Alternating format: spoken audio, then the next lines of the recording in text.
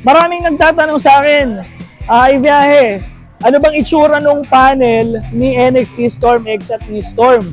So ngayon, titignan natin kung ano nga ba yung mga nakalagay sa panel display ni NXT Storm X. Tara!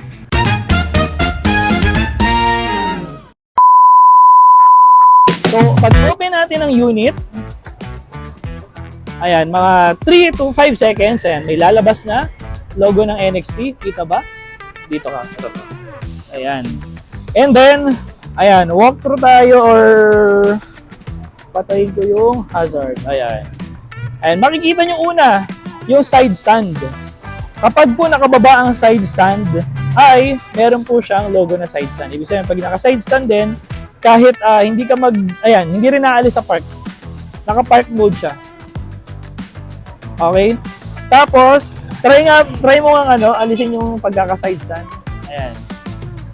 Ayan. Tinaas ang side stand, nawala na po yung side stand logo. At kapag piniga po natin ang ating preno para maalis si park mode, ayan, aandar na po siya. Ayan. Okay? And then, meron po, makikita niyo po yung motor temperature. Ang pinaka cut-off po ng ating motor temperature, kung hindi po ako nagkakamali, ay 150 degrees Celsius. So, bago pa mag-reach yung 150, around mga 140, mararamdaman ninyo po na babagal yung hatak ng inyong Storm X, yung motor, at hanggang sa hihinto po siya. So, wag po kayong mangamba kasi ang mangyayari po noon, ipapahinga nyo lang po siya para bumaba ng yung temperature and babalik na po sa dati yung bilis ng takbo at hatak ng inyong NXT Storm X. So, bakit ganon?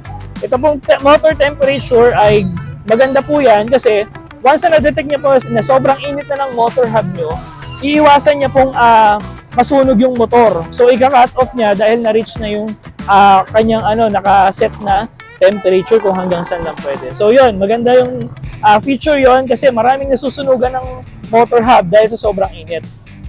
Ayan, isa rin po sa makikita nyo yung temperature ng inyong battery. Ayan, ang sa pagkakaalam ko kapag umabot ng 50 delikado na yun. So far, hindi ko pa naman nakikita na tumaas to ng 40. So, normal pa rin. And then, makikita nyo nakalagay MCU.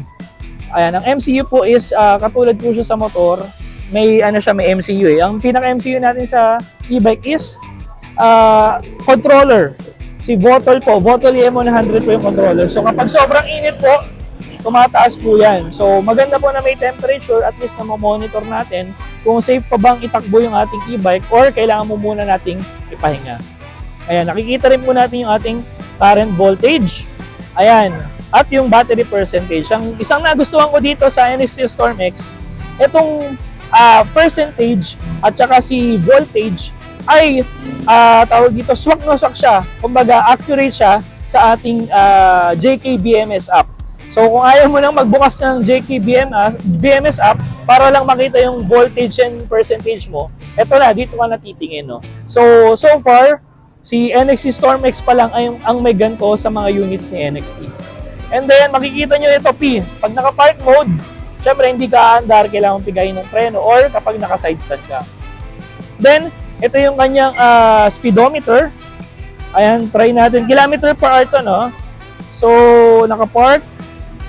Ang sagad po ng 1 ay 51. Yan. Gawin natin 2. Ayan, speed 2. Ito ay yung gear or speed. Ayan, 83. Ngayon, speed 3. Ayan, 113, 114. So, na-try naman natin to at hanggang 110. Okay? Para habang umaandar, no? Habang nakalapag. Ayan, dito naman sa ating speed 4. Ayan, 113, 114. And then, ito namang part na to. Ayan, ito yung kumbaga parang ito rin yan eh. Yung trip meter din yan eh. So, pag ganun lang siya, pa-bar type. Okay? Tapos ito naman is yung pagpiga natin ng amps. Balik tayo sa 1. Ito yung kaya sa battery. Naka 4 pa pala siya. Ayan. So, pansinin nyo, unang piga, tumataas siya, tapos bumababa na rin kinalaunan. Kasi ito yung, sa unang piga, ito yung kain ng battery kung gaano kalakas.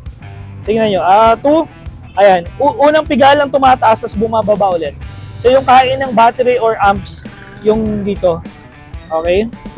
Tapos, ito po, TCS. Naka-traction control po yan. So, ibig sabihin, activated na agad si TCS. Okay? And then, makikita po natin dito si trip meter. Yan, 2.1 kilometer. Kung ilan na yung nabiyahe natin habang naka-on si unit na hindi pa natin pinapatay. Pag pinatay na po natin yung unit natin, tapos pagbukas ulit, nagzi-zero po uli yan. And then, ito, total. Ito yung pinaka-odometer natin. Ilan na yung nabiyahe sa kabuuan ng ating e-bike. Okay? So, kung akala nyo dyan nagtatapos, hindi po. Kasi ito yung pinaka-home. Tapos, pag pinindot natin tong arrow na to, ayan. Makikita natin si CarPlay, si Auto.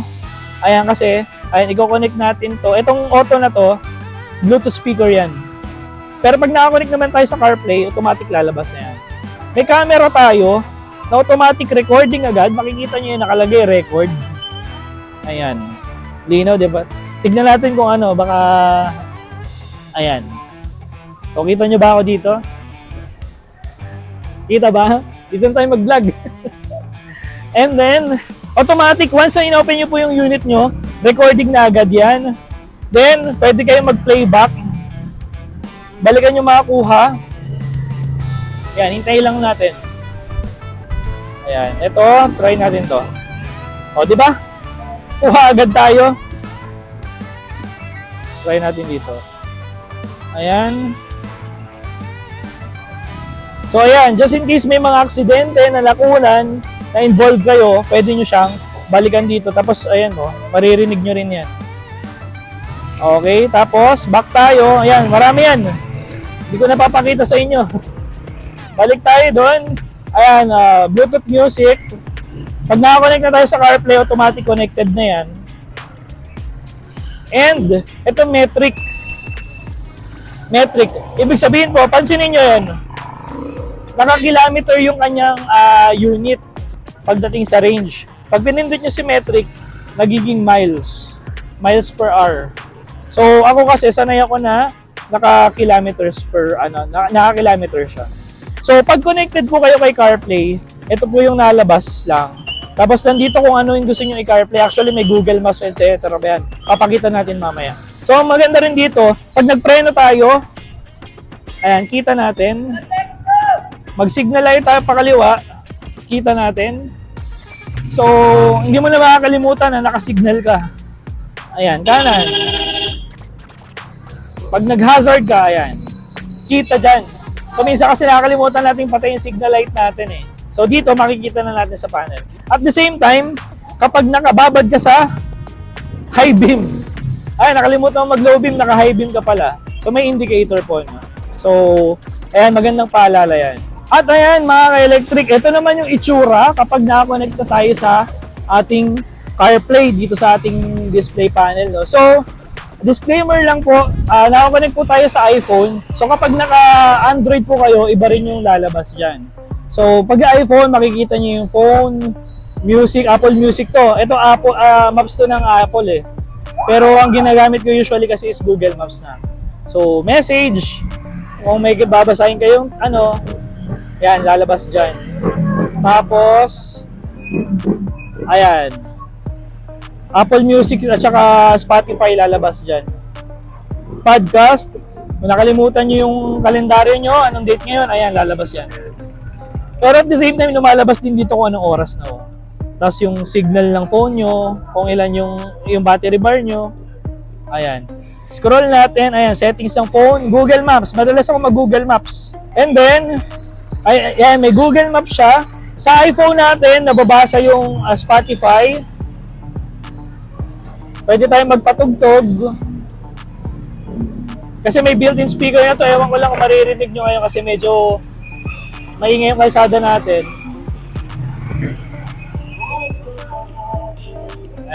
Naririnig nyo? Hindi ko alam. Naririnig nyo? Ayan. Wait lang. Ito yung mic natin. Eating out of the trash, it's never gonna last. I thought my house was haunted. So ayan yung ating music.